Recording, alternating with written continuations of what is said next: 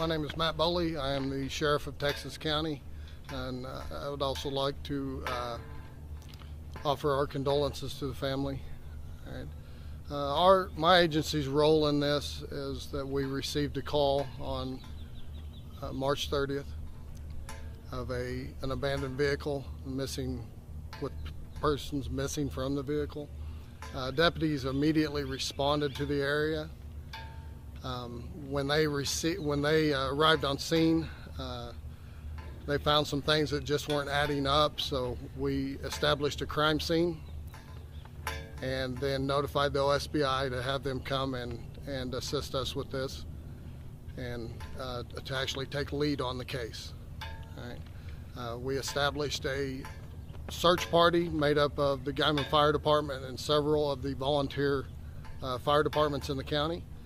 And we searched the area around the crime scene for about a mile in each direction. Once the OSBI arrived on the scene, they took the lead and got us to this point where we are today.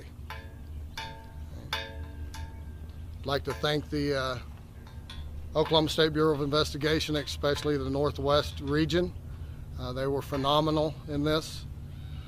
The Federal Bureau of Investigations, the Oklahoma Highway Patrol, Guyman Fire Department, several Kansas agencies that assisted, local agencies here in Texas County that assisted, and I'm sure I've forgotten a few, but I would like to just say thank you, even to the public. There was a lot of questions from the public as was there any danger to the public? And I think from the get-go, once we arrived on scene, that and we gained a little bit of information, that we felt this wasn't a random deal. All right, we felt that with some of the information coming in, that it was more targeted, and we started to look in those areas that we were pointed to. Okay, thank you.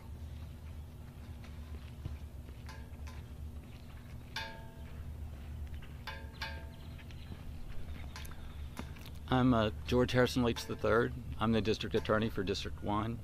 I wanted to start to let you know that on Friday the informations were filed, and they were filed under seal. The reason they were filed under seal was to protect our law enforcement officers and to try to keep the children out of harm's way. We were successful. No shots were fired, and the children were kept out of harm's way. Our district judge issued an order this morning, and those files are now unsealed. So you can get the information at the courthouse, you can get the affidavits at the courthouse, which will give you the facts that we were working off of. Additionally, I would like to begin by, this has been an amazing enterprise. I was reading on social media some of the stuff, and there were people out there that thought law enforcement was asleep, that they weren't doing anything. There were even additional law enforcement agencies, the Kansas Bureau of Investigation, Dallam County Sheriff's Office, Sherman County Sheriff's Office from the state of Texas. Everybody came together and everybody helped. We're probably talking somewhere in the neighborhood of 100 law enforcement officers. Truly, no exaggeration, working night and day for 15 days. I want to thank the public. We had people calling us from North Texas Panhandle, from the Oklahoma Panhandle, from Southwest Kansas, providing us information, responding because they cared. And the information we received from them was critical. Also want to thank corporate America. I don't know how many search warrants we issued. Now I'm telling you, they responded in lightning speed. Anything we needed, any order we sent, we got everything that we needed. Lastly, I'd like to thank all the law enforcement agencies that came together and worked together as a team, and all their personnel. They did a fantastic job. Thank you.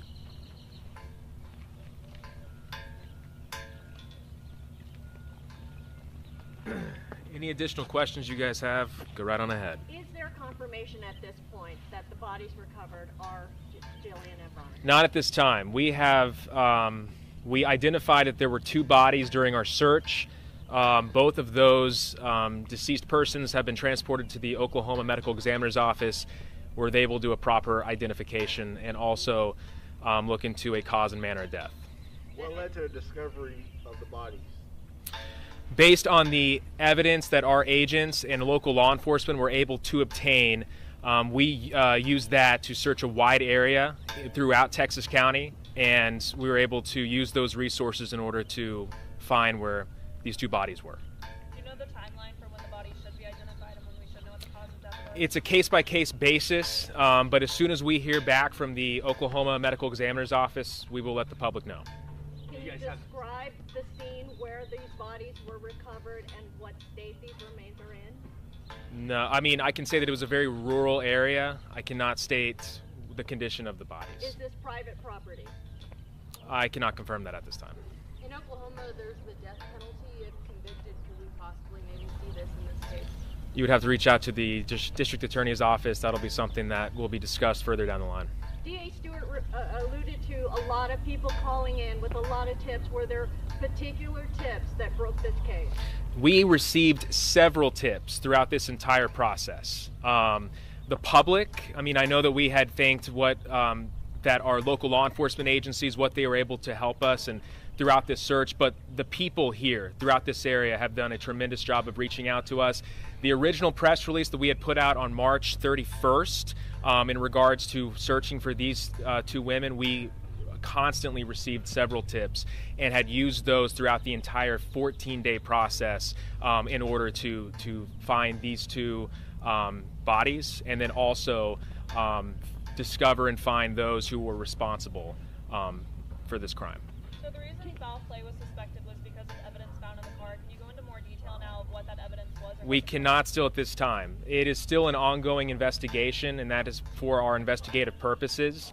Again, we can say that the evidence that was discovered inside of that abandoned vehicle and around it, we're able to help our investigators determine that there was foul play involved, and then led to the progression of this investigation.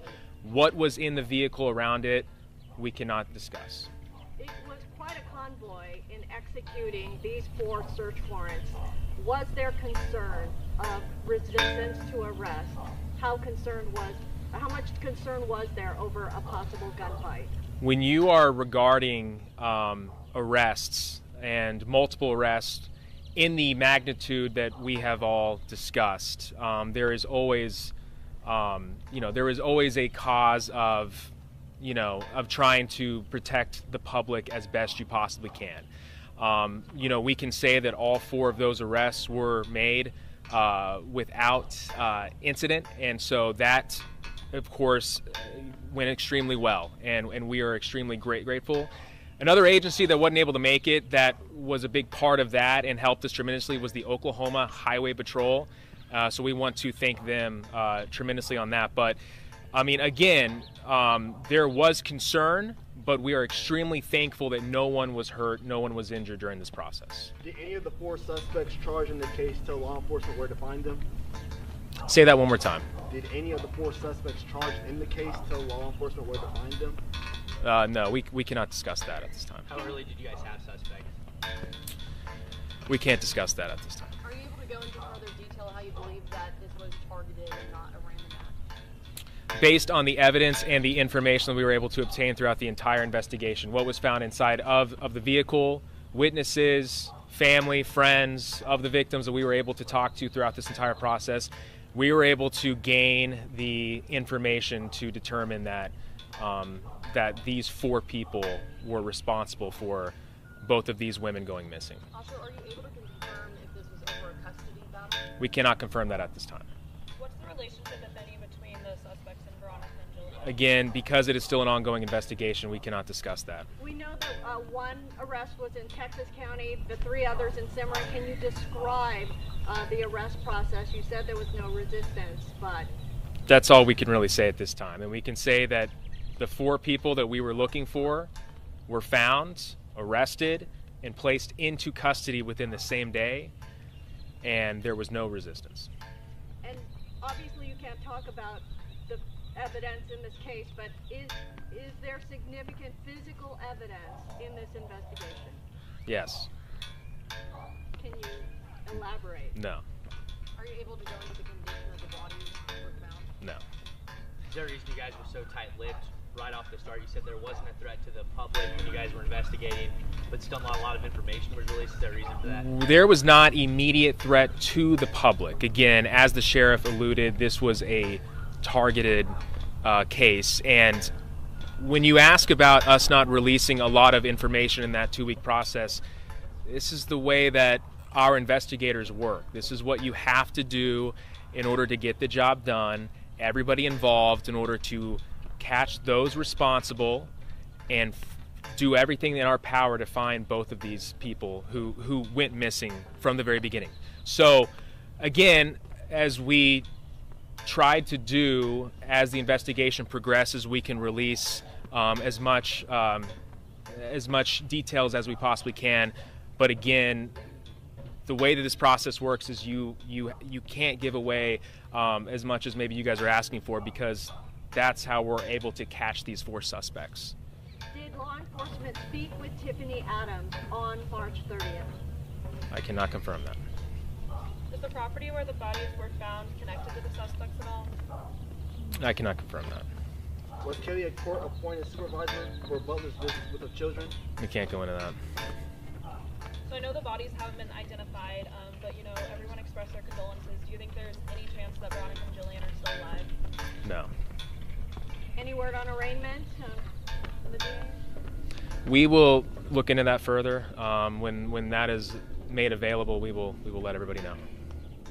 As the investigation progresses, do you expect the possibility for more suspects to be arrested? Not at this time. Have the suspects been cooperative and talkative, or have they provided any type of confession? We cannot release that at this time. Have the families helped you guys during this process at all? Have you guys worked Yes. with them? What's that been like? Families, friends, people that have known both of these women who went missing have been a tremendous help. Everybody that we have talked to has helped us tremendously in doing everything they can to give us the necessary information in order for us to try to track them down and find out what happened. Where are the children? We can't go into that right now. Are they? They're safe. Yes. Are they Children are with safe. them? We can't go into that. Now that the FBI is involved, will they face any federal charges? We're not going to go into that right now. So what next? Is there going to be further investigation? Yes, in, the investigation continues. The next steps are when the identification of the 2 victims is made, we will let everyone know, and when the cause and manner of death is made by the medical examiner's office, we will let everyone know. Right? Were the bodies together? We cannot confirm that. Right now, there are no suspects at large. The public is not in danger. That's what's important to us. We are extremely grateful that we were able to locate and arrest the 4 people that we believe are responsible for this crime. As soon as the identification is made with the bodies, we will let everyone know. But again, it took everybody in this case to get this done. We know that there were people throughout the 2-week process who were frustrated, who wanted answers as soon as possible. You know, we wanted those answers too, but just know that our OSBI agents, FBI agents, troopers, Kansas Bureau of Investigation, the KHP, everybody worked nonstop in order to come together and make these arrests. Can you talk at all about the relationship between? No, we can't go into that right now. Was there ever any concern for the children at any point in this investigation? Like for their safety? There's always concern whenever there's children involved, but we can say that the children are safe. With this being such a rural area, did this make this case unique in any ways? It made it challenging. Again, you're talking about northern Texas County, near that Kansas line. It's very rural. Those of you in the media that have been up there covering this, there's not a lot of homes, not a lot of buildings or businesses. Sometimes you could use cameras to help you in this case. We did not have that. So that's what made it extremely challenging. Is there any video evidence? Not at this time. Have you ever seen a case like this? Like, is there anything different about it? The OSBI covers all kinds of cases. Each case is different in their own way. They're all just as important to us, but you know, this case was tragic. You have two people who are dead, and four people that committed an absolutely brutal crime. And so, again, that's why it took every agency involved in this in order to get this done. Those four are still being held here? Yes. Is everybody good? Thank you, everybody, for coming.